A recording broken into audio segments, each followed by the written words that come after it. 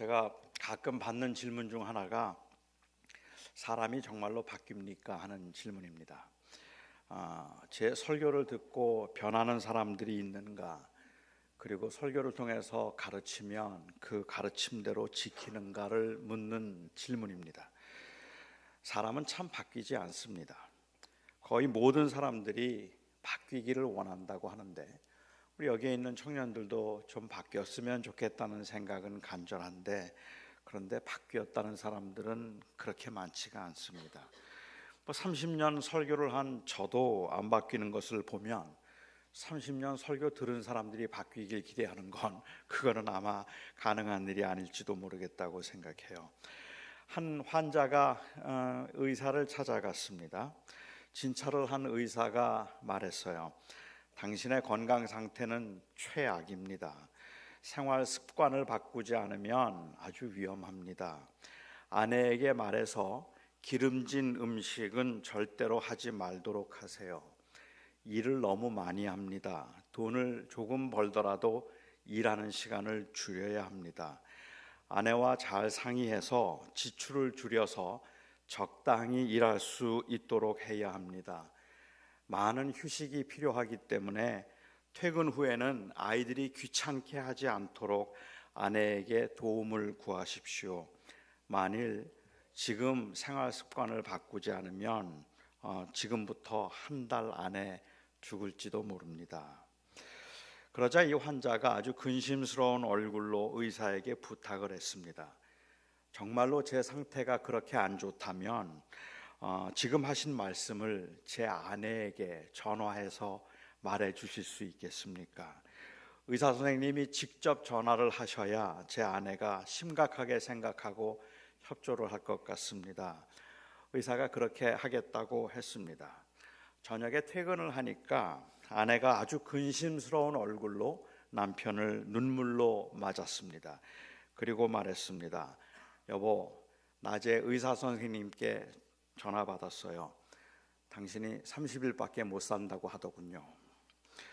사람이 생활 습관을 바꾸기를 기대하는 것보다 차라리 죽을 것을 기대하는 것이 더 현실적이라는 이야기일 겁니다. 바꾸지 않으면 못 산다고 말하면 바꿔야 되겠다는 생각이 드는 것이 아니라 그럼 죽겠구나라는 생각을 하게 되죠. 생활 습관은 죽어도 바꿀 수 없다는 그러한 이야기이기도 합니다. 사람은 잘 바뀌지 않습니다. 그 우선적인 이유를 본다면 아마도 말로는 바꾸고 싶다고 하지만 사실은 실천으로 옮길 만큼 그렇게 강력하게 원하지는 않기 때문일 겁니다. 그러니까 사람이 잘 변하지 않는 가장 큰 이유 중 하나가 있다면 정말로 바꾸고 싶어 하지 않기 때문이죠. 변하고 싶기는 해요.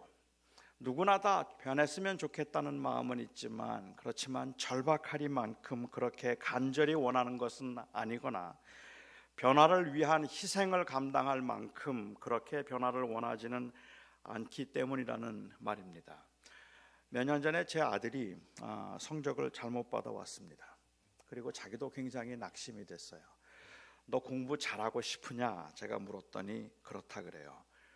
공부를 잘하려면 내가 생각할 땐 내가 생활 습관을 바꿔야 할 것 같은데 무엇을 바꿀 용의가 있느냐라고 물었습니다. 그러자 제 아들이 대답하기를 뭐든지 바꾸겠다고 대답했습니다. 워낙 TV 보는 걸 좋아했기 때문에 제가 제 아들에게 제안하기를 뭐 큰 건 아니고 주말에는 마음대로 TV를 볼 수 있지만 주중에는 2시간 이상 보지 않는 것으로 하면 어떻겠느냐 제안했습니다. 제 아들이 물었습니다. 금요일도 주말에 들어갑니까? 공휴일은 어떤가요?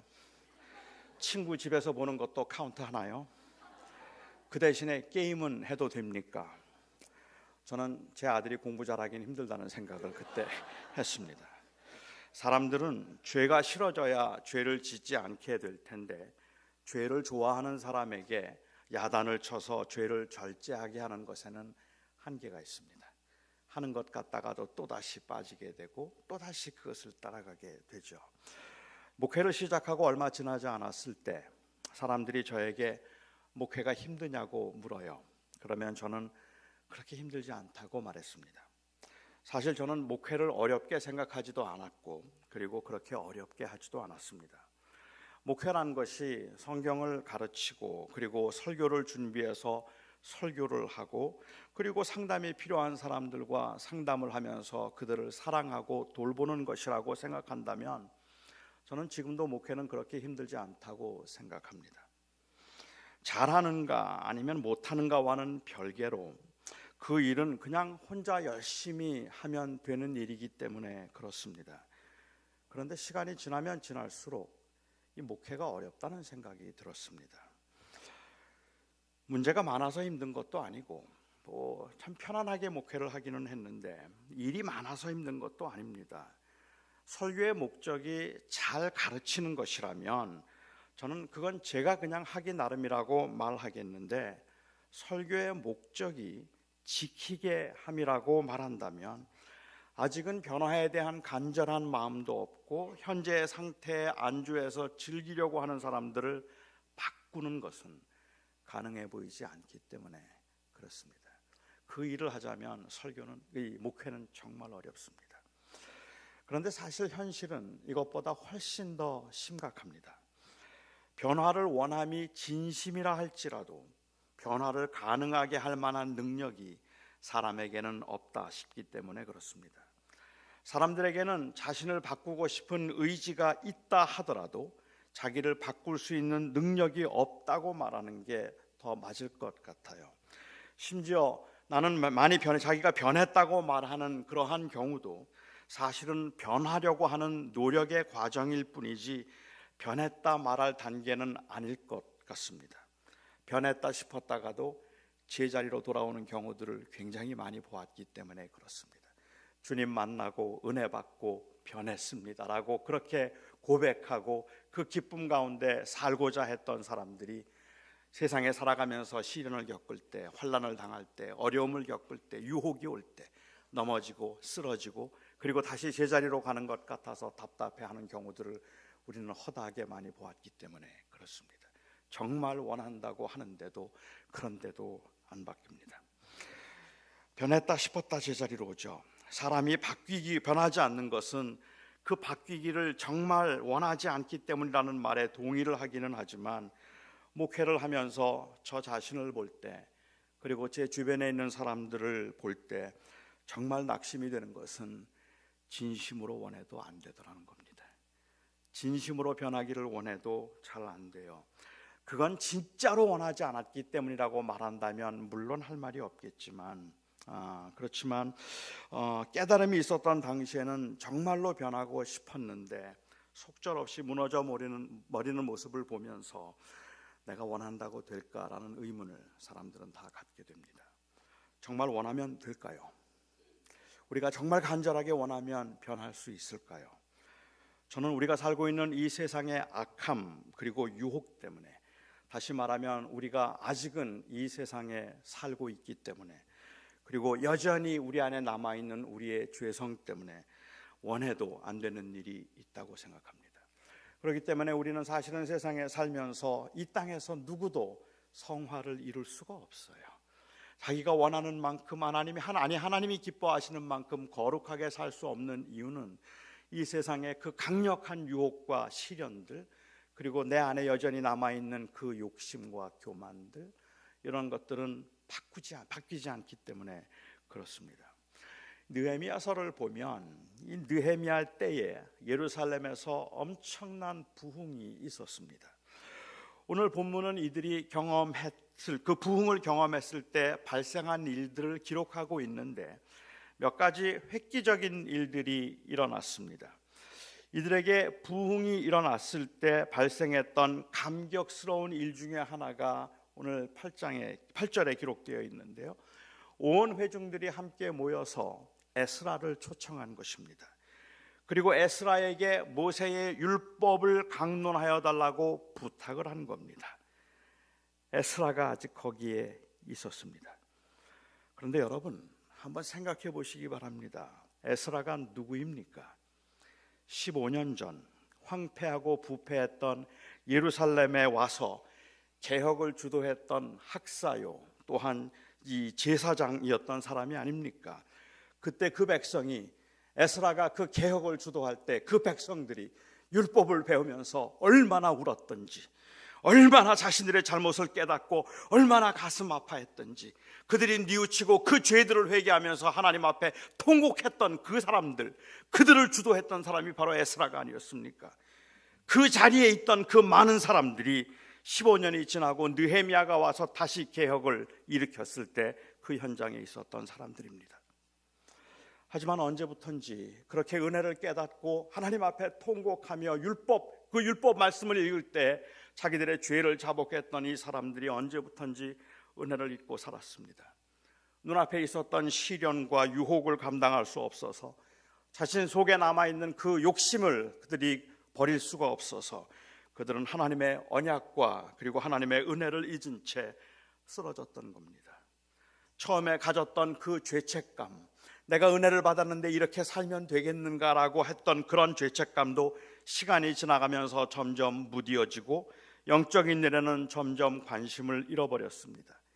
모세의 율법 강론을 들으며 가슴을 치고 울던 그 백성이 그 마음속의 뜨거움이 점점 식어가고 사라져가자 한 사람 두 사람 세상을 향해 나가고 옛날의 구습을 따라 살기 시작해서 수만이 모였던 자리에 수천이 모이고 수천이 모였던 자리에 수백 수십 명이 모여서 아마도 이때쯤이면 그냥 몇 명의 사람들이 말씀을 붙들고 살고 있었는지도 모릅니다.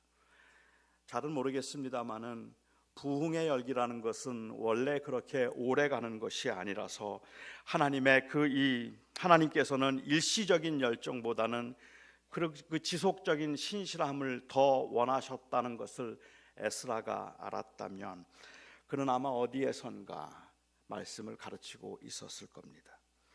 그리고 10여 년이 지난 오늘 그 백성이 다시 에스라를 찾는 겁니다. 에스라가 아직 그 성에 살고 있었지만 15년 동안 까맣게 잊고 있었던 그를 그 백성들이 한 마음 되어서 다시 찾고 있는 겁니다. 에스라가 만일 하나님의 심정을 느끼고 있었다면 떠날 때는 언제고 이제 와서 나를 찾느냐고 말하지 않았을 겁니다. 저들은 언제고 또 하나님을 떠날 사람들이라고 아무리 은혜 받았다고 말하지만 그거 믿을 수 없다고 말하지 않았을 겁니다. 부흥은 워낙에 반복적인 것이기 때문이고 그의 열정은 그 백성들의 신실함에 기인한 것이 아니라 하나님의 신실하심에 기인한 것이기 때문에 그렇습니다. 그래서 그들은 언젠가 또 변할 거라는 말로 그들의 청함을 응하지 않거나 아니면 아무리 뜨겁게 열심히 하더라도 그거 다 소용없는 일이라고 포기할 수 없었습니다. 감동이었을 겁니다. 지난 10여 년 동안 눈물로 기도하며 기다렸던 그 순간이라서 벅찬 마음이었을 겁니다. 특히 그들이 이 에스라를 찾았다는 것이 중요합니다. 에스라를 찾았다는 말은 옛날의 그 부흥의 센티멘트를 다시 한번 경험해 보겠다는 의도가 아니라 말씀으로 돌아가겠다는 의미였기 때문에 그렇습니다. 그들은 에스라 때에 이미 회개했던 사람들이지만 다시 회개하기를 원했어요. 다시 에스라의 강론을 듣고 그리고 율법을 공부하면서 그들은 다시 통곡했습니다. 그 단 위에 에스라가 올라섰을 때 그리고 그가 말씀을 폈을 때 그 백성들은 그냥 에스라를 보고 통곡을 하며 울었습니다. 그리고 그들에게 하나님의 말씀이 강론되고 레위 사람들이 그들에게 말씀을 다시 가르치기 시작할 때 그 백성들은 10여 년 동안 잊고 살았던 것들 그리고 그들이 지었던 죄들을 다시 회개합니다. 이 10장을 보면 그들의 회개가 얼마나 진심이었는가 하는 것을 보여주는 장면이 나옵니다. 느헤미야를 시작으로 해서 그 무리의 지도자들이 지금의 교회라고 한다면 목사들과 장로들이라고 해도 될까요? 그들이 모두 나와서 이 언약에 인을 치는 예식을 하는 겁니다. 바꿔 말하면 지도자들이 지금 서명을 하고 있는 거예요. 수많은 백성들 앞에 그 지도자들이 나와서 서명을 하는 것은 이제 그 백성들 앞에서 자신의 인격을 걸고 하나님과 하나님의 백성 앞에서 하나님의 자녀로 살아가겠다는 그러한 고백이고, 하나님의 백성들을 하나님이 원하시는 대로 지도하겠다는 그러한 그것을 공식적으로 서약한 것입니다. 정말 감동스러운 모습이죠. 그리고 나서 백성들도 서약을 하는데, 그런데 그 백성들이 한 서약의 표현이 아주 의미심장합니다. 모든 백성들, 율법을 준행하는 모든 자의 그 아내와 그 자녀들, 무릇 지식과 총명이 있는 자가 다 저주로 맹세했다라고 기록했습니다. 저주로 맹세했다는 말이 무슨 뜻일까요? 어떤 게 저주로 맹세하는 걸까요? 여러분들이 정말로 변하기를 원한다면 혹시 이렇게 기도하실 수 있겠습니까? 이제부터 주님, 제가 정직하게 살겠습니다. 제가 만일 남의 물건에 손을 대거나 거짓을 말한다면 제게 육체의 가시를 주셔서 불구가 되게 하시고, 그리고 평생 일자리 못 찾아 빌어먹게 하소서. 여러분, 그 기도 할 수 있겠습니까? 혹 제가 주일에 예배를 빠지거나 아침에 경건 시간을 지키지 못하면, 그리고 하루를 시작한다면 성적이 안 나오게 하시고 원서를 내는 것마다 떨어지게 하시옵소서. 그런 기도 할 수 있겠습니까? 제가 만일 새벽 기도를 빠지면 제 아내가 저보다 오래 살아서 다른 남자와 재혼하게 하소서. 생각만 해도 끔찍해. 특히 마지막 저주는 더 끔찍한 것 같다는 생각이 들어요. 그런데 그들이 저주로 맹세했다고 했던 말은 이렇게 했다는 말입니다. 그들이 저주로 맹세를 했다는 말은, 우리가 다시 하나님을 떠나고 또 우상을 섬기면 하나님 우리를 저주하사 재앙이 우리에게 임하게 하시고 우리로 열국의 종이 되게 하소서. 여러분, 얼마나 간절했는지 아시겠습니까? 얼마나 진실했는지 아시겠습니까? 그만큼 진실했습니다. 그래서 변했을까요? 그래서 변했을까요? 그런 엄청난 개혁과 부흥을 경험하고 난 다음에 느헤미야는 다시 페르시아로 돌아갔습니다.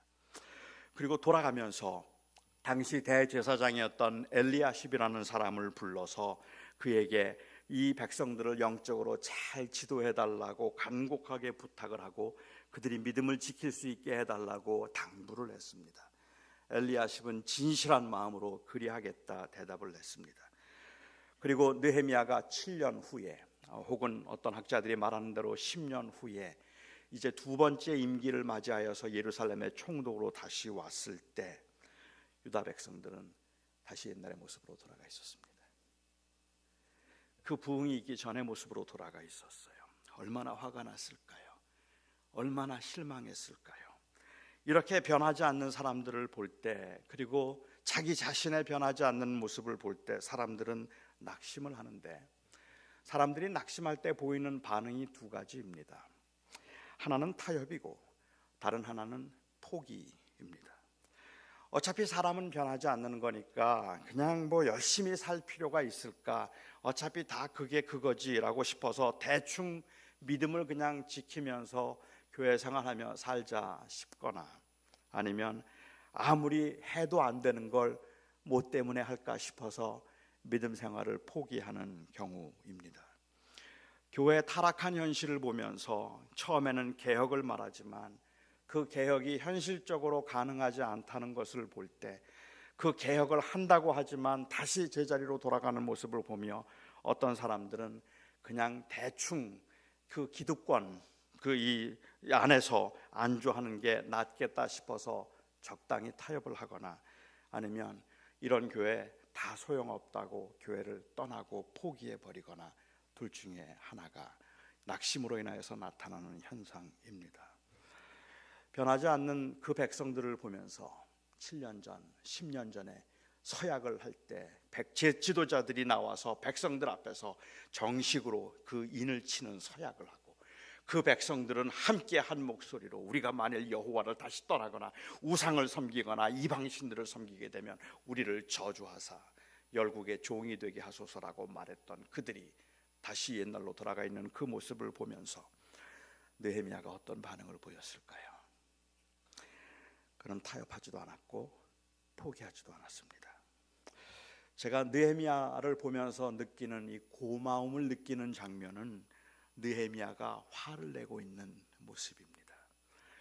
느헤미야가 처음 1차 총독으로 재직 시에 아주 고약스럽게 느헤미야를 괴롭히던 사람 중에 한 사람이 도비야라는 사람입니다. 이 도비야라는 사람은 암몬 사람이었어요. 그런데 그렇게 이 아주 악랄하고 교활하게 느헤미야를 괴롭혔던 이 도비야였는데, 느헤미야가 다시 돌아왔을 때 이 도비야가 성전의 재정 책임자가 되어 있었습니다. 그리고는 그가 재정 책임자가 되어서 제사장들과 레위 사람들에게 생활비를 주지 않아서 모두들 다 그냥 다 뿔뿔이 흩어졌고, 그들을 성전에서 쫓아내어서 예루살렘의 제사를 망쳐 놓았습니다. 그러한 상황에서 개혁을 일으키고자 했던 느헤미야와 동역했던 사람이 말라기 선지자죠. 그래서 그 말라기 선지자가 다시 11조를 하라고 강조했던 것은 복을 받는 비결을 말하고 있는 것이 아니라 그 백성들이 다시 회개하고 돌아와서 제사장들과 그리고 레위인들이 돌아와 예배를 회복시키라는 의미였습니다. 느헤미야가 이런 상황을 보면서 제일 먼저 한 일은 그 성전 금 국고를 담당하던 그 방에서 도비야의 살림 세간들을 다 방 밖으로 집어 던지는 일입니다. 그가 화를 내고 있는 거예요. 그리고 다시 안식일을 회복하고 이방인과의 혼인을 금했습니다. 이거 다 10년 전에 했던 일입니다. 이거 다 25년 전에 에스라가 한번 했던 일입니다. 그런데 느헤미야가 또 하고 있습니다. 느헤미야서의 마지막 장인 13장은 이렇게 개혁해서 도비야의 세간들을 밖으로 내몰고 다 내던져버리고, 그리고 이방인과의 혼인을 금하고 다시 안식일을 지켜서 하나님 앞에 다시 예배하는 장면으로 그렇게 13장 느헤미야서가 끝납니다. 이 느헤미야서 13장이 구약이 끝나는 장면이에요. 거기서 그렇게 끝났지만 우리는 잘 압니다.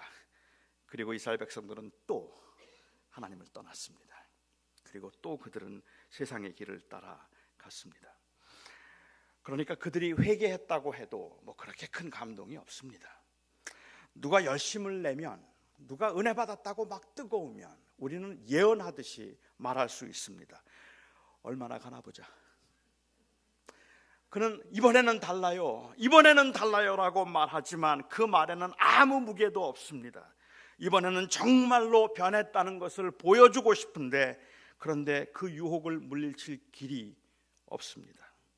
이런 이치를 깨닫고 인간의 연약함을 아는 사람들은 달라질 것이라고 믿고 애를 쓰고 이번에는 달라지겠다고 몸부림을 치는 사람들의 모습을 보면서 다 부질없는 짓이라고 말하는데, 청년들이 조금 열심히 믿음 생활을 하려고 하면, 그래도 교회 생활을 오래 하신 분들이, 어르신들이 다 우리도 옛날에 그랬지, 젊을 땐 다 그렇게 뜨거웠었지라고 말하는데 거의 예언과 같이 딱딱 들어맞아요. 정말 변한 것 같은 사람들 다시 다 돌아와요. 옛날처럼 되어버리죠. 틀림없이 넘어집니다. 이게 우리의 영적인 현재입니다.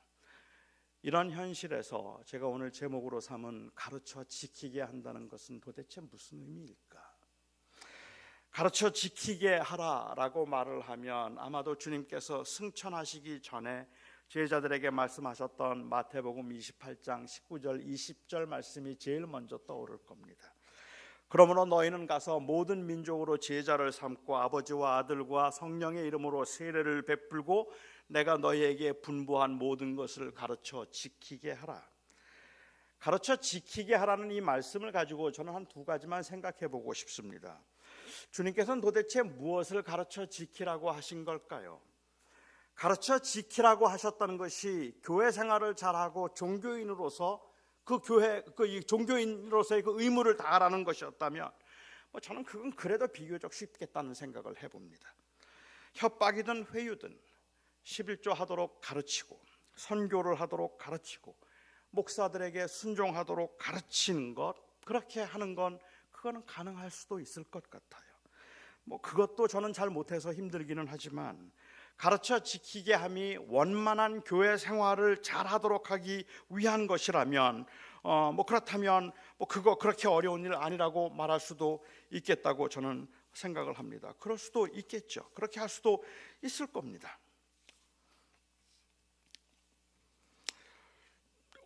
이 윌리엄 월터 핸드릭슨이라고 하는 분이 했던 말 가운데 그의 책에서 이 로잔 세계 복음화 대회 때 한 평신도 사역자가 교회에서 지금까지 배운 건강한 평신도의 이미지라는 제목을 가지고 강연을 짧게 그가 간증을 했어요.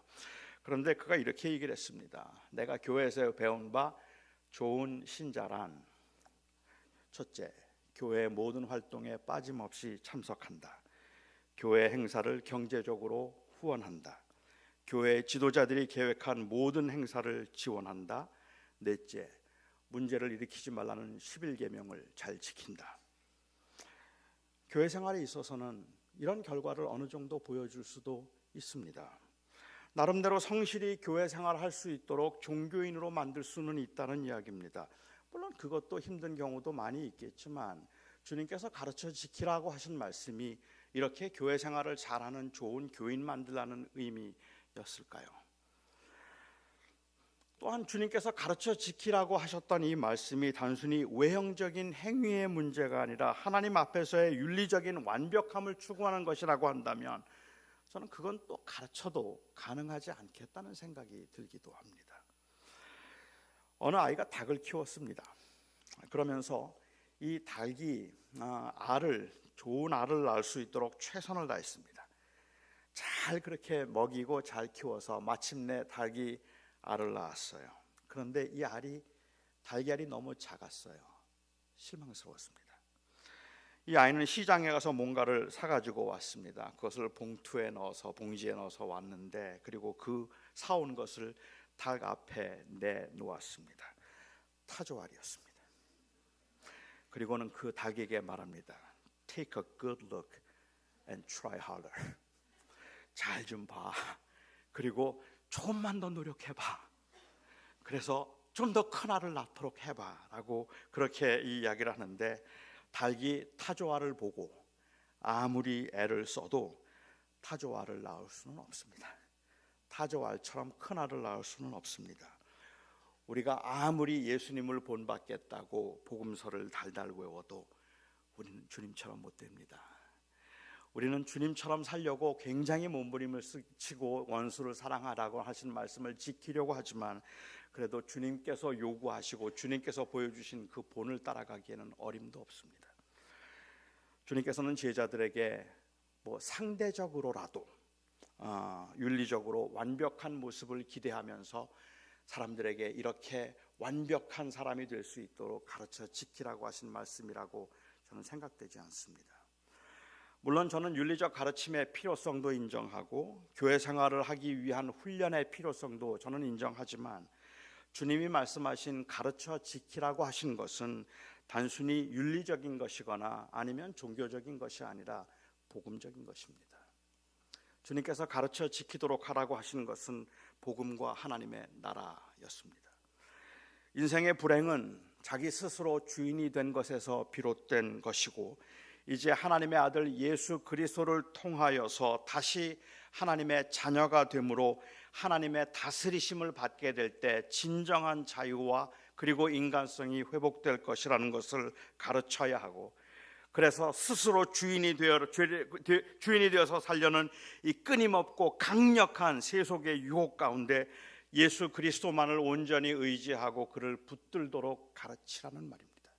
그것이 가르치는 것이고 그 복음을 붙들고 살게 만드는 것이 지키도록 함입니다.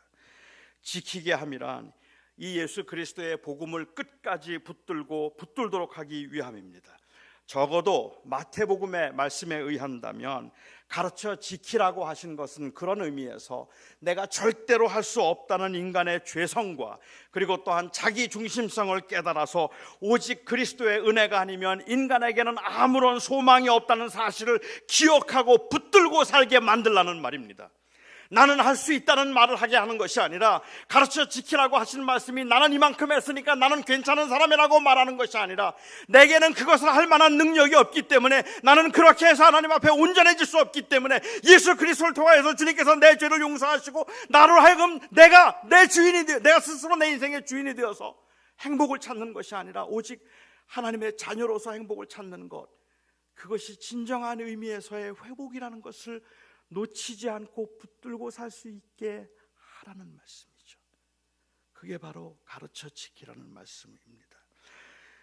수많은 좌절과 실패에도 낙심하거나 포기하지 않고 다시 일어설 수 있도록 은혜를 놓치지 말라고 하는 의미라는 말입니다. 제가 믿기에 느헤미야가 다시 개혁을 시작할 수 있었던 것은 바로 이 은혜를 가능하게 하신 하나님의 신실하심에 대한 믿음 때문이었습니다. 그 백성을 보면 못합니다, 여러분. 이거 아무리 해야 무슨 소용이 있어. 하지만 하나님께서는 하나님의 나라를 기어코 이루실 것이라는 그 믿음이 있으면, 그러면 그 하나님의 신실하심 때문에, 하나님의 약속의 신실하심 때문에 우리는 절대로 포기할 수 없는 거예요. 하나님이 포기하지 않은 것을 우리가 먼저 포기할 수 없는 겁니다. 따라서 느헤미야가 믿은 것은 백성이 아니라 하나님이었다는 말이죠. 우리도 우리를 믿는 것이 아니라 은혜를 통한 하나님의 그 신실하심을 우리가 믿고, 그래서 매일매일 넘어져도 매일 반복된 승리를 기대하면서 그것을 경험하며 살아가는 겁니다. 스티브 코비 목사님이 했던 말입니다. God does not always provide final victory over some sin, but He does give repeated victory over sin. 하나님께서는 어떤 죄에 대해 언제나 최종적인 승리를 주시는 것이 아니라 반복된 승리를 주신다. 이 말은 매일 넘어진단 말입니다. 실패한단 말입니다. 그래도 포기 못해요. 그 이유는 나는 할 수 있다는 내 의지력 때문이 아니라, 언젠가는 될 것이라고 하는 나의 능력에 대한 믿음 때문에 그런 것이 아니라 하나님의 신실하심 때문에 우리는 포기할 수 없는 겁니다. 그래서 저는 제가 사역을 하면서 설교의 목적을 무엇이냐고 말하면, 저는 설교의 목적은 트랜스포메이션이 아니라고 생각합니다. 설교의 목적은 변화가 아니라 constant reminding입니다. 계속 기억하게 함이라, 상기하게 함이라. 은혜를 붙들도록 하는 것이 설교의 목적이지 사람을 바꾸는 게 설교의 목적이 아니라고 생각하기 때문에 지금도 설교할 수 있는 겁니다. 제가 오늘 설교하고 여러분들이 변할 거라고 생각하진 않아요. 아니, 지금 변하려고 굉장히 애를 쓰고 그 사모하는 마음이 너무 고마워요. 그런데 제가 알아요. 그래도 저는 또 합니다. 그 이유는 우리 모두가 다 알아요. 안 돼도 복음 아니면 소망이 없다는 걸 알기 때문에, 그래서 다시 그 은혜를 붙들려고 하기 때문에 그렇단 말입니다. 물론 그러니까 어떻게 살아야 하는지 가르치지 말아야 한다는 말이 아닙니다. 저는 목사에게 그리고 부모에게 주어진 그 가르침의 본질은 복음이어야 한다는 말을 하고 싶은 겁니다. 그러니까 거짓말을 해도 됩니까? 그러니까 교회 안 나와도 되는 겁니까? 그러니까 선교를 안 해도 됩니까? 그러니까 성경 읽지 않고 기도 안 해도 되는 겁니까? 아니, 왜 꼭 기도를 아침에 해야 합니까? 왜 주일날 일을 하면 안 되고 왜 주일날 꼭 교회를 나와야 합니까? 가르쳐야죠. 경건의 훈련의 필요성과 유익, 그리고 그 효과적인 방법에 대해서도 지속적으로 가르쳐야죠. 하지만 그래서 어떻게 살아야 하는가 하는 것의 그 결정은 은혜에 대한 반응이어야지 가르침을 통한 율법적 요구의 결과여서는 안 된다는 말입니다. 오늘 오후에 제가 말씀을 드렸던 것처럼 우리로 하여금 그 은혜를 강조하는 것은, 은혜는 우리로 하여금 그것을 지킬 수 있도록 만드는 능력을 주는 것이 아니라 그것을 하지 않을 수 없도록 만드는 감동을 끊임없이 우리에게 주는 것이 바로 은혜이기 때문에 그렇습니다.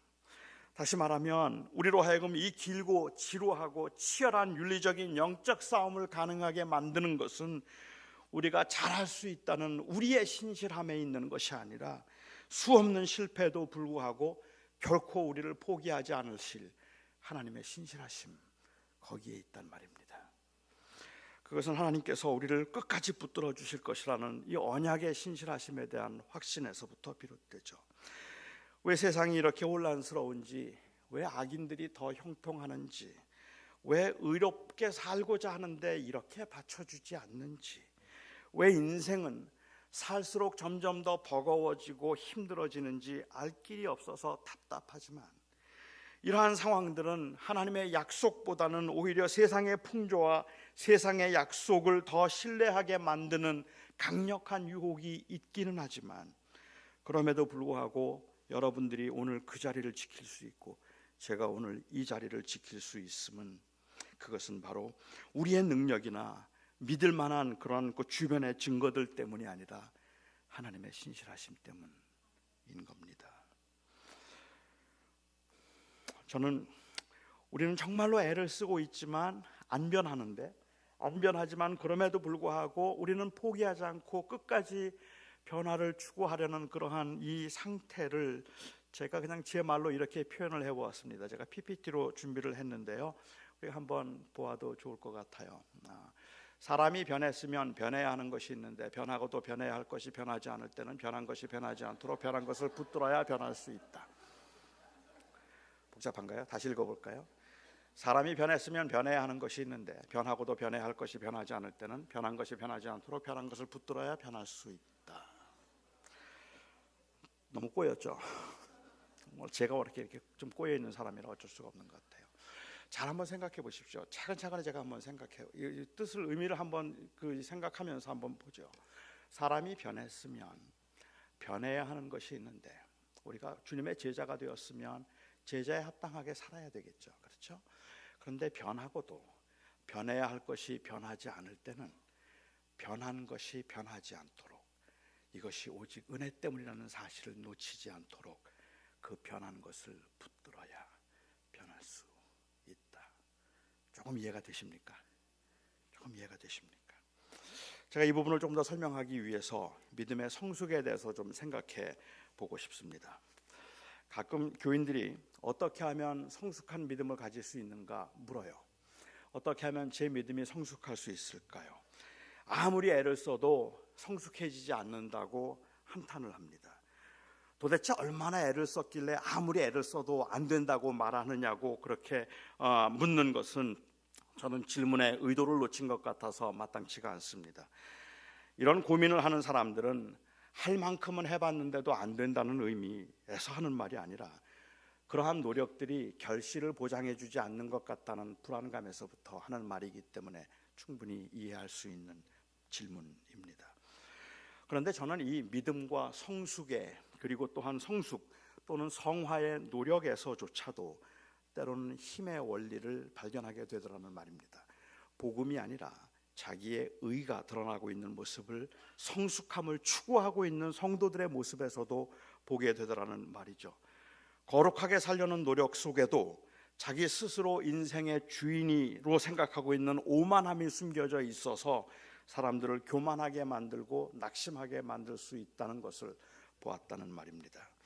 사람들이 일반적으로 생각하고 있는 성숙은, 그것은 독립입니다. 그러니까 내가 성숙한 사람이 되고 싶습니다라는 말의 의미는 나 스스로 모든 문제들을 잘 해결할 수 있는 그 경지에 이르고 싶다는 말이죠. 그런데 이 독립에도 이 힘에 대한 욕구가 숨어 있더라는 말입니다. 사람들은 누군가에게, 아무에게도 의존하지 않고 스스로 해결할 수 있는 그런 능력을 원합니다. 누군가에게 의존해서 도움을 받는다는 것은 약함을 의미하고, 약함은 패배라고 생각합니다. 저는 어릴 적부터 제가 약하다는 것을 너무 잘 알았습니다. 생후 8개월 때 제가 소아마비 장애를 갖게 되었고, 평생을 저는 장애인으로 살았기 때문에 저는 제가 약하다는 것을 너무 잘 알았어요. 하지만 저는 그 약함을 아무에게도 보이고 싶지 않았고, 그 약함을 인정하고 싶지 않았습니다. 20분 학교를 걸어 다녔는데, 큰 길로 학교를 가면 조금 빨리 갈 수 있는데도 제가 큰 길로 학교를 다녔던 기억이 없습니다. 언제나 저는 좁은 길로 다녔어요. 그 길이 지름길이라서가 아니라 등굣길에, 하굣길에 친구를 만나지 않기 위해서였습니다. 제가 무거운 가방을 들고 다니는 건 저에겐 굉장히 불편한 일이었습니다. 참 버거운 일이라고 말하는 게 더 맞겠죠. 거기다 가방이 웬만큼 무거워야죠. 그런데 저는 다른 사람들 가방보다 조금 더 무거웠어요. 워낙에 잘 먹었기 때문에 도시락을 2개씩 넣고 다녀서, 그래서 가방이 더 무거웠다는 말입니다. 근데 그거 참 들고 다니기가 불편하기는 했지만 그래도 길거리에서 만난 친구들이 가방 들어다 준다는 말이 너무 듣기 싫었어요. 가방 들어다 줄게, 내가 들어줄까 하는 그 말을 들으면 이미 약함이 들통난 것 같아서, 그것이 마치 그 사람들에게 다 이제 알게 된 것 같아서 그게 너무 싫었기 때문에, 그 말을 듣고 싶었지 않았기 때문에 그 순간에 제 약함이 마치 드러나는 것처럼 그렇게 보여서 싫었습니다. 어쩌다가 제가 길을 가다가 넘어져도 누군가 저를 찾아와서 저에게 손을 내밀고 일으켜 주려고 하면, 그러면 그게 너무 싫었습니다. 싫었다는 말보다는 자존심이 상했다는 말이 더 맞겠죠. 약함을 보였다 싶었기 때문입니다. 그게 얼마나 고마운 일이고, 그리고 그 일이 저에게 얼마나 절실하게 필요한 일인 줄은 알고 있지만 약함을 인정하는 게 싫었습니다. 글쎄요, 이런 걸 사람들이 상처라고 부르기도 하고 피해의식이나 자존심이라고 부를 수도 있겠지만, 저는 아직까지도 제가 약해 보이는 것을 잘 견디지 못합니다. 그런데 이건 저뿐만이 아니라 아마도 거의 모든 사람들이 다 그렇겠다 싶습니다. 그래서 사람들은 모두가 다 강해지기를 원하고 힘을 갖기를 원합니다. 재력도, 학력도, 권력도, 건강도 결국은 스스로 문제를 해결할 수 있어서 아무에게도 의존하지 않고 나 혼자 내 인생을 다스릴 수 있는 힘을 의미하는 거죠. 그런데 어쩌면 이것이 바로 원죄에서 비롯된 심각한 문제일지도 모르겠다고 생각을 하는데, 이 죄성이 믿음의 성숙을 추구하고 있는 사람들의 마음속에도 남아있고 그 노력에도 보여지더라는 말입니다. 그러니까 우리가 기대하고 있는 성숙한 신앙인은 이런 사람입니다. 웬만한 시험, 웬만한 유혹에는 끄떡이 없는 사람이에요. 아침에 일어나서 성경을 읽고 1시간 기도를 하는 것이 언제나 즐거움이고, 몸이 천근만근인데도 선교 이야기만 하면 그냥 가슴이 뛰고 얼굴에 화색이 돕니다. 아무리 재정적으로 쪼들려도 그렇다고 근심이 있는 것도 아니고 항상 마음이 평안하고, 은행 잔고가 바닥을 보여도 걱정이 안 됩니다. 돈 떨어졌다고 불안해하면서 파트타임 직장 찾아봐야 되겠다는 그 믿음 없는 아내가 그냥 불쌍할 뿐입니다. 아무것도 걱정이 없어요. 저를 위해서는 별로 기도할 게 없어요. 제 기도는 늘 그래요. 하나님, 저 정말 너무 좋습니다. 저를 구원해 주셔서 저는 가난해도 좋고 약해도 좋고 그리고 힘들어도 저는 너무 감사하고 너무너무 좋아요. 하나님, 제 걱정 안 하셔도 괜찮아요. 어떤 유혹이나 시험이 와도 저는 절대로 흔들리거나 아니면은 절대로 넘어지지 않을 겁니다. 근데 주님, 마음이 너무 아파요. 청년배 박 목사님이 너무 불쌍해 보여요. 왜 저렇게 아둥바둥 되는지, 어쩌면 저렇게 믿음이 없는지 모르겠어요. 하나님, 저 형제가 왜 요즘 이렇게 얼굴에 근심이 많아 보이는지 모르겠네요. 이번에 취직 안 됐다고 낙심하는 그 불쌍한 저 자매, 3년 동안 썸도 없이 외로움에 치를 떠는 저 형제, 하나님 제발 좀 도와주세요. 저들의 믿음 없음을 불쌍히 여겨주시고 은혜를 베풀어 주세요. 저는 괜찮아요. 주님, 저는 아무렇지도 않아요. 주님, 저 아시잖아요. 저는 언제나 주님의 겁니다. 이쯤 되면 성숙하다고 말할 수 있을까요?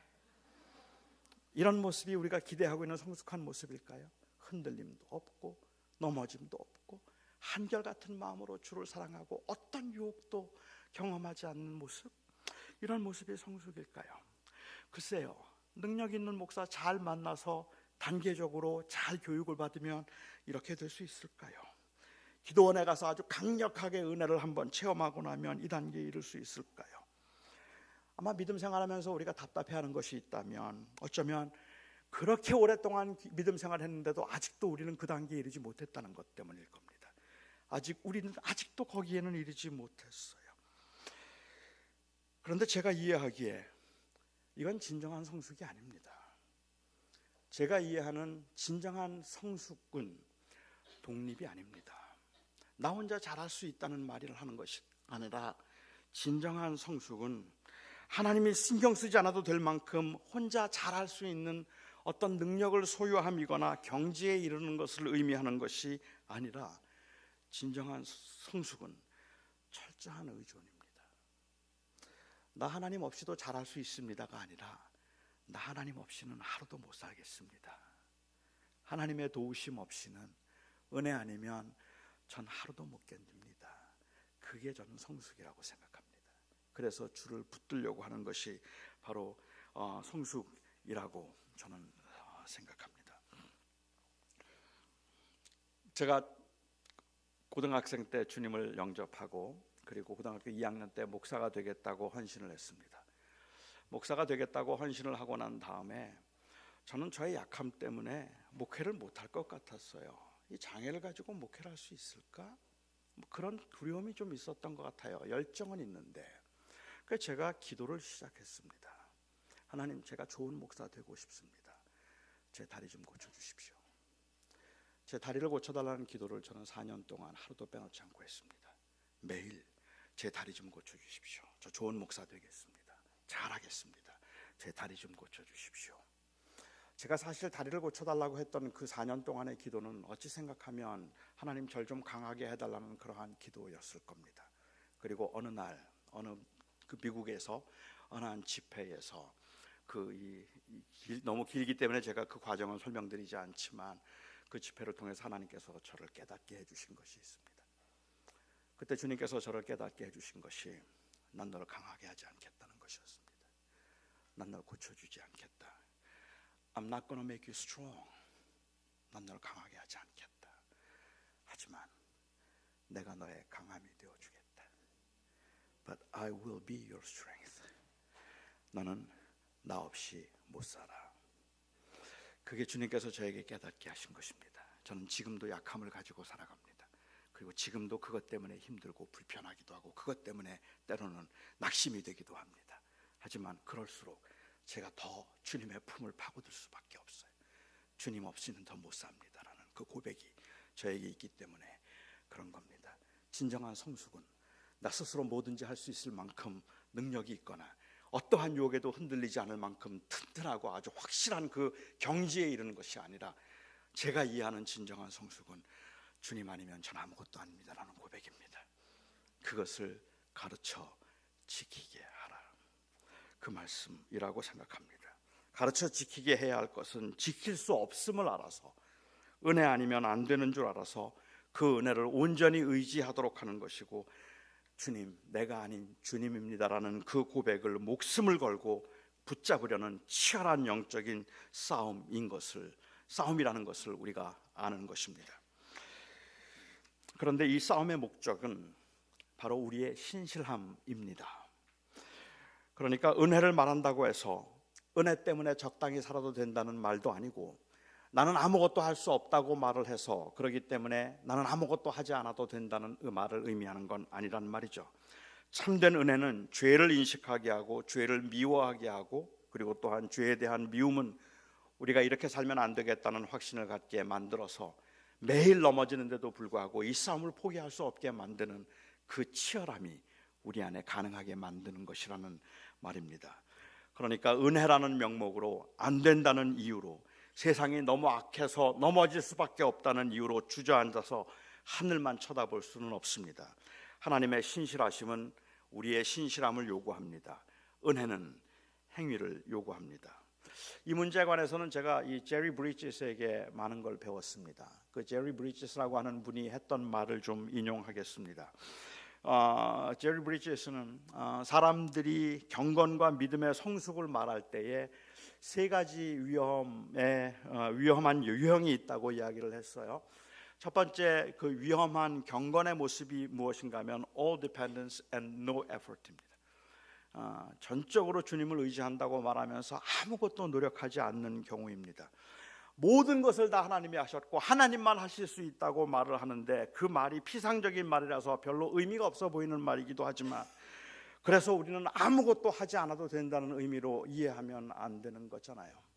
그러니까 all dependence and no effort를 이야기하고 있는 사람들은 시험이 오면, 내일 시험이 있으면 공부할까요? 기도할까요? 그냥 기도하면 다 된다고 생각하는 경우죠.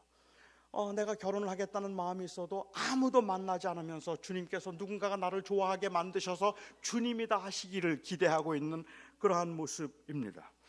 어쩌면 우리가 이 모든 것을 주님이 아십니다라는 이 말이 아주 전형적인 티피컬한 썬데이 스쿨 그러한 이 대답이 되는 경우도 있는데, 한 교사가 질문을 했답니다. 아이들에게. 자, 여러분, 내가 누군지 한번 맞춰보세요. 나는 누구일까요? 나는 키가 한 15cm 정도 되는데 털이 많고 꼬리가 있고 나무를 기어오르고 도토리를 모읍니다. 나는 누굴까요? 아이들이 대답을 하지 않았어요.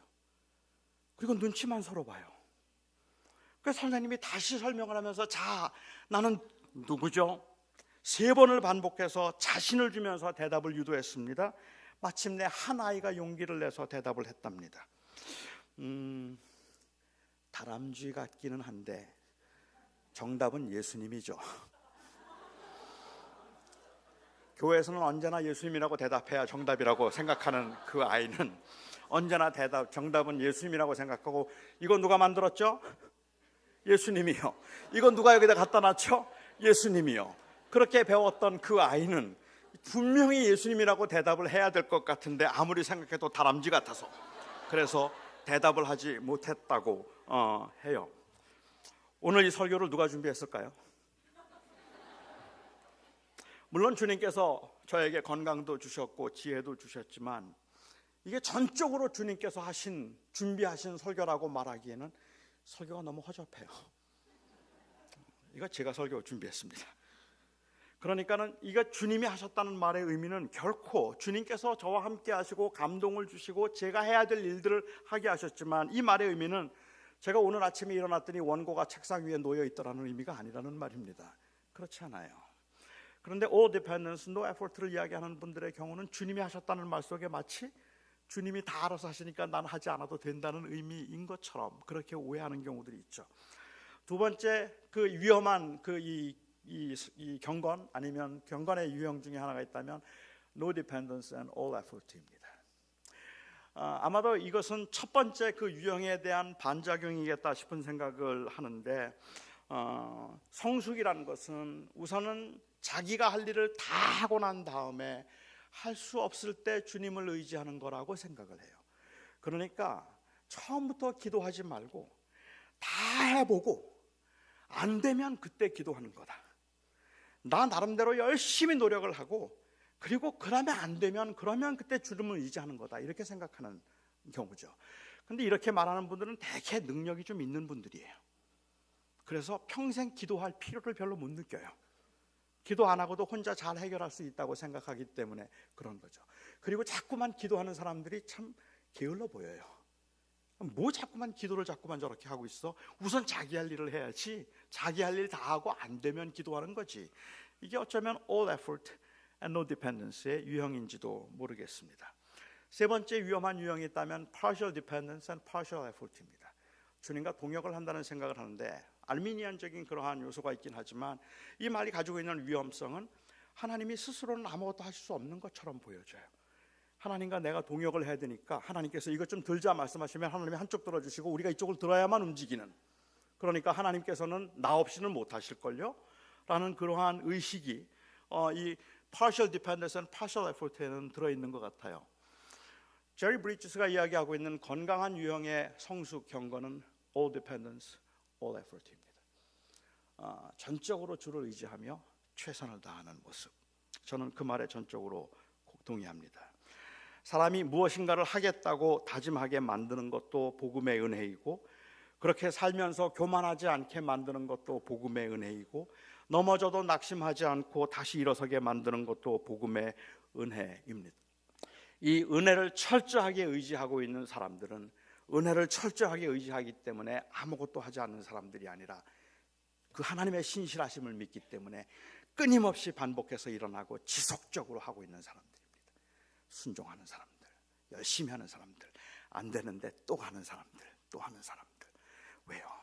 내가 하면 돼가 아니라 나는 반드시 이룰 거야가 아니라 바로 하나님의 신실하심을 믿기 때문에 그리할 수 있는 것입니다. 제가 누군가를 사랑해야 한다면, 그리고 제가 무언가를 미워해야 한다면 그 이유가 바로 이 복음의 은혜와 그로 인하여서 주어진 변화 때문이고, 그리고 이 하나님의 신실하심 때문에 우리는 신실한 하나님의 사람이 되기 위해서 최선을 다하는 겁니다.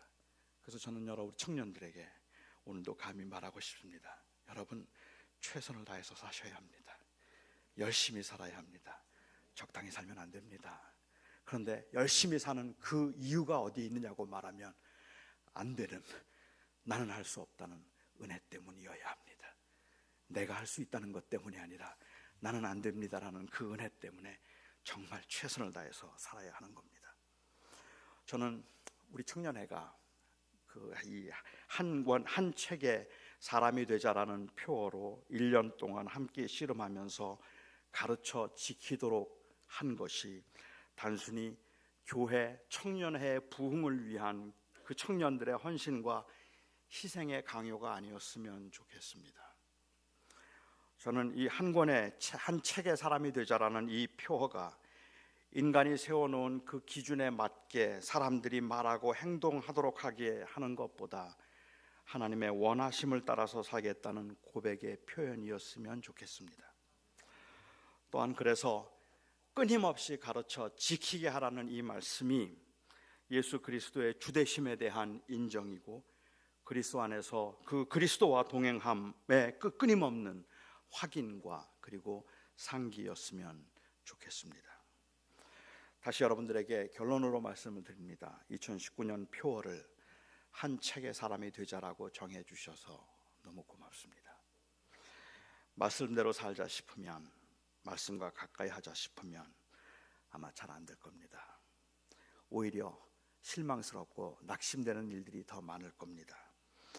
잘 안 되더라도 여러분 포기하거나 낙심하지 말고 은혜를 붙들고 끝까지 최선을 다해 주시기 바랍니다.